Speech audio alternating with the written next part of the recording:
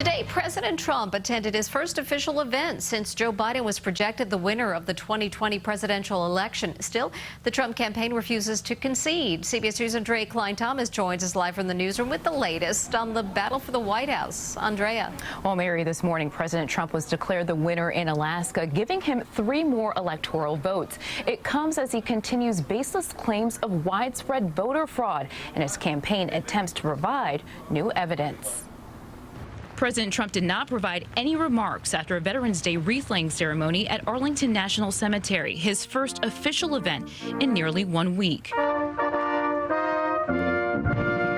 But this morning, his campaign released the obituaries of 4 people in Georgia who it claims illegally cast ballots in the election.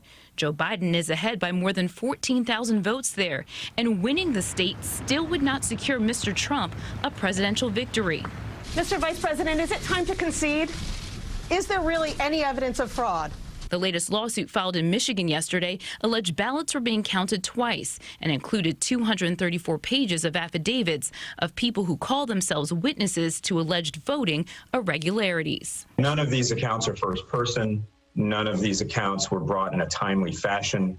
There are some serious questions about all of the testimony that's offered. CBS News has not verified the claims, yet it comes as election officials from both parties in various states deny any problems, including Republican Al Schmidt from Philadelphia. We just had the most transparent and secure election in the history of Philadelphia.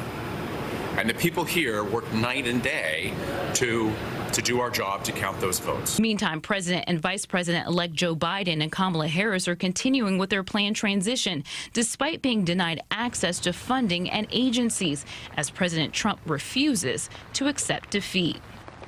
Under growing pressure, Georgia will conduct a manual hand recount of all the votes cast in the presidential race, and all eyes are on the Senate, where incumbent North Carolina Republican Thom Tillis won his race. That tips the scales in favor of a Republican majority, with 2 outstanding and contentious runoff elections left in Georgia. Mary? Andrea Klein-Thomas. Andrea, thank you.